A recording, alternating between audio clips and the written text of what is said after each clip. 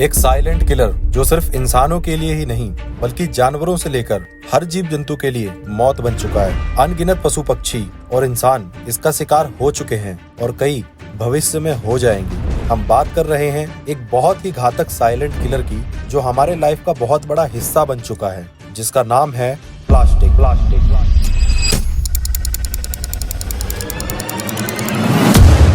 यह है लक्ष्मी, एक गाय जो हर दिन सड़क के किनारे पर अपना पेट भरने के लिए कचरे में कुछ खाने का ढूंढती है। पर लक्ष्मी को नहीं पता कि जिसे वो ढूंढ रही है या फिर जिसे वो खा रही है वो उसकी जिंदगी बर्बाद कर रहा है। भारत में खुले में कूड़ा फेंकना एक आम बात है, जिसका मतलब है सड़कों पर कूड़ेदान में बदबूदार कचरा भरा रहना। कुत्ते, बंदर और गाय जीवित रहने के लिए इन कूड़ेदानों पर जाते हैं और जो कुछ भी मिलता है उसे खा लेते हैं। शहरों और कस्बों में सड़क पर बड़ी मात्रा में गाय कूड़ेदान से फल, सब्जियों के बचे हुए टुकड़े, खाने लायक वस्तुएं और भोजन जैसी गंद वाली चीजें ढूंढती रहती हैं। क्योंकि अब प्लास्टिक और प्लास्टिक की थैलियां हमारी लाइफ में घर कर चुकी हैं, इसीलिए लगभग सभी कचरे को और खाने पीने की चीजों को प्लास्टिक की थैलियों में भरकर कूड़ेदान में फेंक दिया जाता है। ये थैलियां सड़कों पर कूड़ेदान के आसपास बिखरी हुई पड़ी रहती हैं। अब हम लोग जब कचरा फेंकते हैं तो प्लास्टिक की थैलियों के मुंह पर गांठ बांध देते हैं, जिस वजह से गाय गांठ को खोल नहीं पाती है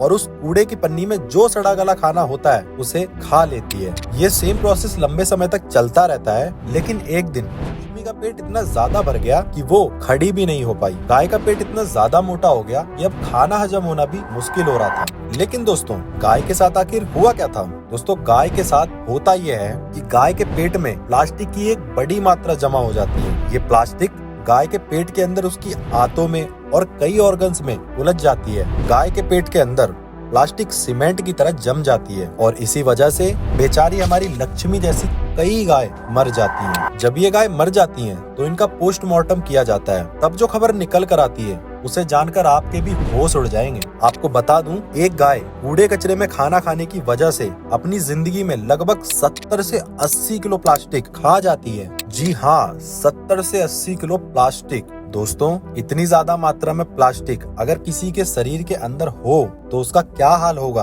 अब आप ही सोचो कि ये प्लास्टिक कितनी घातक है। ये सिर्फ लक्ष्मी गाय की ही कहानी नहीं है। इसी तरह हर साल हजारों गायें और जानवर प्लास्टिक खाकर अपनी जिंदगी खो देते हैं। अब दोस्तों, ये प्लास्टिक का जहर सिर्फ गली मोहल्लों तक सीमित नहीं है, इसका और भी कई जीव जंतुओं पर बुरा असर पड़ता है। भारत की नदियों के किनारे हजारों कस्बे, कई सारे मंदिर, तीर्थ स्थान, घाट और गांव बसे हुए होते हैं, जहां से उन नदियों के पानी में गंदे नालों का सीवेज और कूड़ा कचरा बहा दिया जाता है। अब ये कूड़ा कचरा पानी में सैकड़ों किलोमीटर बहने के बाद उन जगहों पर जाकर जमा हो जाता है जहां जंगली जानवर अपना पेट भरते हैं और पानी पीते हैं। जानवरों को पता नहीं रहता है, जिस वजह से वो इस प्रदूषित पानी, जिसमें प्लास्टिक के साथ काफी कूड़ा कचरा भी रहता है, उसे पी लेते हैं, जिस वजह से पानी में मौजूद प्लास्टिक उनके शरीर में चली जाती है और जानवरों की भी दर्दनाक मौत हो जाती है। एक रिपोर्ट में पाया गया कि एक हाथी जिसके पेट में 750 से 800 किलो प्लास्टिक के साथ मरा पाया गया।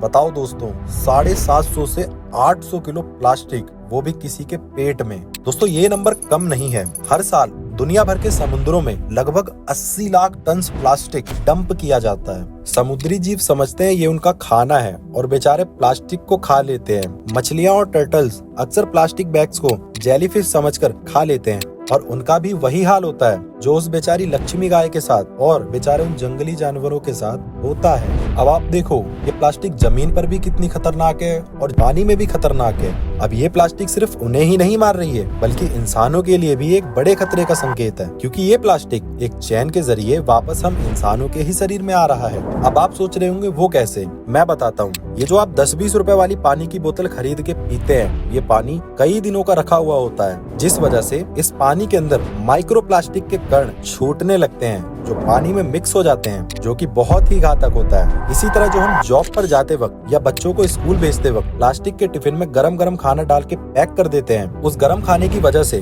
प्लास्टिक में मौजूद केमिकल्स खाने में घुलने लगते हैं, जो हमारे शरीर के हार्मोन्स को असंतुलित कर देता है। इन केमिकल्स का नाम होता है बिस्फेनॉल ए यानी BPA और बिस्फेनॉल S यानी BPS। ये केमिकल्स प्लास्टिक बनाने के लिए यूज किए जाते हैं। अब ऐसे केमिकल्स अगर इंसानों के शरीर में जाएंगे तो उसका क्या होगा क्या? इंसानों को बड़ी गंभीर बीमारियां हो जाती हैं, जैसे मोटापा, रिप्रोडक्शन की कमी और यहाँ तक कि कैंसर जैसी बीमारियों का भी कारण बन जाता है। दोस्तों, अब आपके मन में एक ख्याल आया होगा, या कि ये माइक्रो प्लास्टिक होता क्या है? दोस्तों, ये माइक्रो प्लास्टिक बहुत छोटे छोटे प्लास्टिक के कण होते हैं जो हमारे आसपास की हवा, पानी और खाने पीने की चीजों में मौजूद होते हैं। ये कण इतने छोटे होते हैं कि हम उन्हें देख भी नहीं सकते, लेकिन ये कण हमारे शरीर में आसानी से एंटर कर सकते हैं। इसी तरह के बहुत सारे उदाहरण हैं जिसमें ये प्लास्टिक हमारे शरीर में बीमारियों का कारण बन रहा है। सोचिए, ये प्लास्टिक सिर्फ जानवरों और जीव जंतुओं के लिए ही नहीं, बल्कि हर किसी के लिए एक मुसीबत है। अब दोस्तों, आपको ये तो पता चल ही गया होगा ये प्लास्टिक कितनी घातक है। अब आपके दिमाग में एक सवाल जरूर उठ रहा होगा, ये हम लोग आखिर कर भी क्या सकते हैं? दोस्तों, इसका एक ही उपाय है। अगर हम सभी कुछ बदलाव करें तो ये चैन टूट सकती है। छोटी छोटी आदतें बड़ा बदलाव ला सकती हैं। इस प्लास्टिक पोल्यूशन को कंट्रोल करने के लिए हम सब लोग कुछ टिप्स फॉलो कर सकते हैं, तो कृपया